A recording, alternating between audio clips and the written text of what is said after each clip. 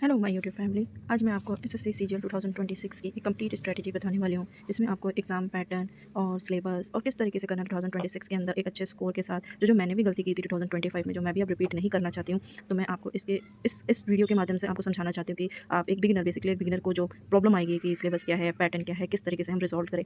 तो let start. तो exam pattern के अकॉर्डिंग सबसे पहले एसएससी सीजीएल जो होते हैं वो 2 फेज में होता है, टायर 1 और टायर 2, और स्किल बेस में कंप्यूटर स्किल्स होता है। तो एसएससी सीजीएल प्री का हम टायर 1 की बात करें, टायर 1 एक क्वालिफाइंग नेचर है। इस पे हमें क्वालिफाई करना है, उसका कट ऑफ क्लियर करना है, जिसमें से हमारे 4 सब्जेक्ट्स आते हैं, maths, English, reasoning, GK and current affair. Total questions होते हैं 25 मैथ्स के, इंग्लिश के 25, रीजनिंग के 25 and 25 GK and current affairs के, और 50 मार्क्स का मैथ्स, 50 मार्क्स के इंग्लिश एंड 50 मार्क्स की reasoning and GK current affair 50 marks की। ओवरऑल जो टाइमिंग होती है वो 1 आवर्स की होती है, जिसमें से राइट आपको 2 राइट आंसर्स देने होते हैं, रॉन्ग के आपके हैं 0.5 के। टोटल ओवरऑल आपका टाइम लेता है 60 मिनट, जो कि 1 आवर्स में 1 आवर्स में हमें कम से कम अपना प्री को कंप्लीट करना पड़ता है, जिसमें हमें कम से कम, अब मैं आपको बताती हूँ, जो 2025 में कट ऑफ गई थी as a basic educative page में, 2024 में जब टीसीएस पैटर्न पे थी तो कम से कम 150 अबव कट ऑफ गई थी, लेकिन इस ईयर तो कट ऑफ की अबव भी कम गई है। तो यूआर में 136.8, ओबीसी में 130.3, एससी में 114.97, एसटी में 106 एंड ईडब्ल्यूएस में 127। लेकिन हमें तो इस ईयर का हमारा कट ऑफ 136.8 है, लेकिन हमें टारगेट 136 प्लस का रखना है, बिकॉज नेक्स्ट ईयर इसका जो 2026 में जो हमारा इस ईयर है, सॉरी मैंने नेक्स्ट ईयर बोल दिया, इस ईयर है जो हमारे 2026 के, उसके अकॉर्डिंग हमें 160 अबव टारगेट रखना पड़ेगा, तब जाके हमारा 150 होगा, जो कि हम प्री को क्वालिफाई करेंगे। नेक्स्ट हम चलते हैं अब मेंस की तरफ। तो मेंस में हमारा टायर 2 है, जो है हमारा रियल चैलेंजिंग है हमारे रेस के लिए, जो कि मेरिट बेसिस पे होते हैं। इसमें सब्जेक्ट फर्स्ट जो आपका फर्स्ट स्लॉट होता है, जिसमें मैथ्स और रीजनिंग होती है, 30 क्वेश्चन होते हैं मैथ्स के, 30 क्वेश्चन होते हैं रीजनिंग के, मार्क्स 90 मार्क्स का मैथ्स और रीजनिंग 90 मार्क्स का। ओवरऑल इसमें कितने 1 आवर्स लगते हैं। देन सेकंड स्लॉट होता है, जिसमें हमारा English, GK and current affairs आता है। टोटल इसमें 45 क्वेश्चन होते हैं इंग्लिश में, और जीके और करंट अफेयर्स में 25 क्वेश्चन होते हैं। इसमें 135 मार्क्स का इंग्लिश होता है, और करंट अफेयर्स और जीके जो होते हैं 75 मार्क्स के होते हैं। इसमें 1 आवर का टाइमिंग मिलता है। तो टोटल हमारे number of question math, reasoning, English और जीके करंट अफेयर्स 130 के होते हैं, और मार्क्स हमारा कितना होता है 390 मार्क्स, जो कि 390 मार्क्स हमें 2 आवर्स के अंदर ही हमें कंप्लीट करना है 130 क्वेश्चन, जिसमें से सबसे ज्यादा जो हमारे नंबर ऑफ क्वेश्चन है वो इंग्लिश की है। तो इंग्लिश की वेटेज 135 मार्क्स का भी है, तो इसे हमें कंप्लीट करना होता है। देन उसके बाद थर्ड स्लॉट होती है, जो कि कंप्यूटर होती है। कंप्यूटर 20 क्वेश्चन होते हैं, जिसमें 60 मार्क्स के होते हैं 15 मिनट्स में। ये क्वालिफाई नेचर है, इसको भी हमें अच्छे से पढ़ के जाना होता है। टोटल टाइमिंग हमारा 2 आवर 15 मिनट्स लेते हैं।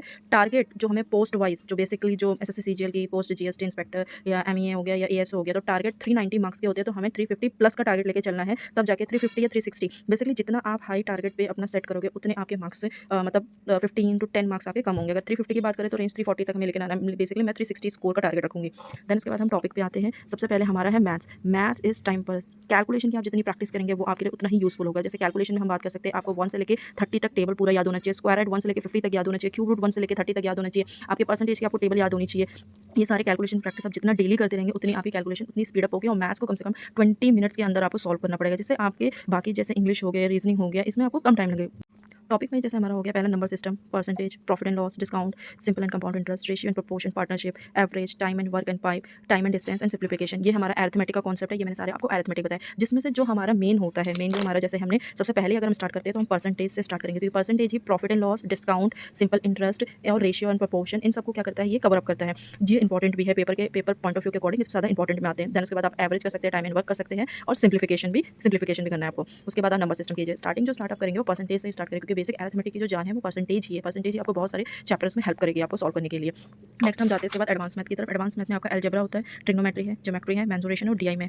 आपके इसमें ज्योमेट्री में आपके 2D एंड 3D जो होते हैं, प्रिज्म होते हैं, पिरामिड के साथ जितने फॉर्मूलेज होते हैं वो आपको याद करना पड़ेगा। मेंसुरेशन में आपके जितने हैं वो सारे आपको याद करने पड़ेंगे। जैसे सिलेंडर हो गया, मतलब सिलेंडर हो गया ज्योमेट्री में नहीं, ज्योमेट्री में लाइन्स एंड एंगल्स हो गया। मेंसुरेशन में प्रिज्म हो गया, आपका क्या कहते हैं, पिरामिड्स हो गया, ये सारे आपको याद करने पड़ेंगे, इनके फॉर्मूलेज। ये मतलब इस बार के पेपर इन सब में जो मतलब बेसिकली क्या होता है, एक सिलेंडर है उसके ऊपर मेल्ट करके क्या कहते हैं आपका क्यूब रख दिया गया है, उसकी वॉल्यूम बताइए, ये सारे क्वेश्चन ज़्यादातर बेसिकली 2025 के एसएससी सीजीएल में पूछा गया था। अलजेब्रा के एक तो क्वेश्चन आए थे, ट्रिग्नोमेट्री के भी एक तो ही क्वेश्चन आए थे, बट एडवांस में मेंसुरेशन और ज्योमेट्री बेस में ज़्यादा क्वेश्चन आए थे। और मैं अगर इसकी बात करूँ अरिथमेटिक में परसेंटेज, प्रॉफिट एंड लॉस और डिस्काउंट, ये सबके ज़्यादा क्वेश्चन थे। नेक्स्ट हम आते हैं अपना इंग्लिश में। इंग्लिश जो है इस बार 2025 सीजन में बहुत मतलब बेसिकली टीसीएस के पैटर्न से बहुत डिफरेंट आया था, क्योंकि बहुत लेंदी आया था। लेंदी की वजह से रीडिंग जो कॉम्प्रिहेंशन था वो बहुत ही लेंदी था, जिसमें पैसेज बहुत लेंदी थे, उसके वर्ड्स जो थे वो मतलब थोड़े इतने सिमिलर नहीं थे जो हम पहले के अकॉर्डिंग टीसीएस के अकॉर्डिंग चले। तो सबसे पहले इंग्लिश की बात करें तो इंग्लिश में वोकैबुलरी 3 सेक्शन में बांटते हैं। वोकैबुलरी हो गया, रीडिंग कॉम्प्रिहेंशन हो गया, ग्रामर हो गया। वोकैबुलरी में बात करेंगे तो जो सिनोनियम, एंटोनियम, ओडब्ल्यूएस, ईडियम और मिसस्पेल्ड, ये इसके वोकैबुलरी कॉन्सेप्ट है, जो कि हमें सिनोनियम, एंटोनियम्स, ओडब्ल्यूएस, ईडियम्स हो गए। रीडिंग पैसेज की रीडिंग कॉम्प्रिहेंशन में पैसेज, क्लोजेज, पैराजंबल और सेंटेंस और इंप्रूवमेंट, ये होंगे। ग्रामर में ग्रामर रूल्स, और जो इस बार ज़्यादा नरेशन पूछा गया। एक्टिव पैसिव वॉइस भी थे, लेकिन नरेशन ज़्यादा थे एज कम्पेयर टू मतलब टीसीएस पैटर्न के अकॉर्डिंग। तो हमें रीडिंग कॉम्प्रिहेंशन हो गया, ये हमें ज़्यादा स्ट्रॉन्ग करना है, या आप जितना आप हो सके मतलब छोटी क्लासेस की इंग्लिश की बुक पढ़ सकते हो आप, और जितने आसपास आपके जितने भी इंग्लिश रीडिंग सेक्शन के कुछ भी मिले आपको, वो बुक्स जितना आप रीडिंग अपनी स्ट्रॉन्ग करोगे, उतना ही आप कम टाइम पे ये इस पोर्शन को टैकल कर पाओगे। और ये तो सारा याद करने वाले क्वेश्चन है, जो आपको करना ही पड़ेगा। मैं भी ब्लैक बुक की ही याद कर रही हूँ और गोपाल सर की भी वीडियोज़ देखती हूँ, जो मुझे हेल्प करती है जल्दी से उसको रिमेंबर मतलब याद करने में।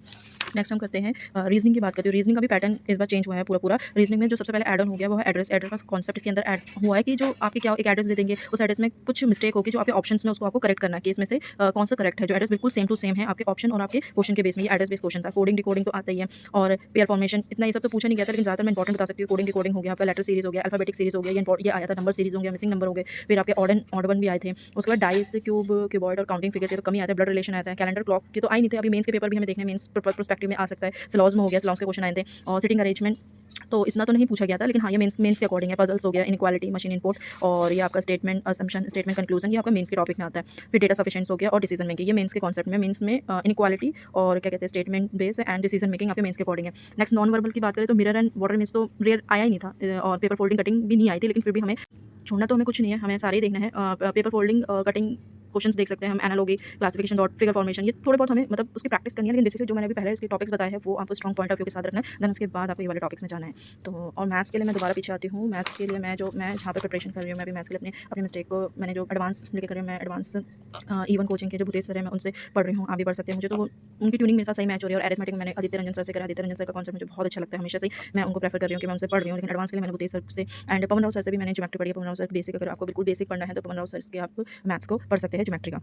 और अगर आपको मेरी इन्फॉर्मेशन अच्छी लगी है तो प्लीज़ लाइक एंड सब्सक्राइब। मैं आपके लिए मेहनत कर रही हूँ, आप भी मेरे चैनल को सब्सक्राइब कीजिए, लाइक करिए। थैंक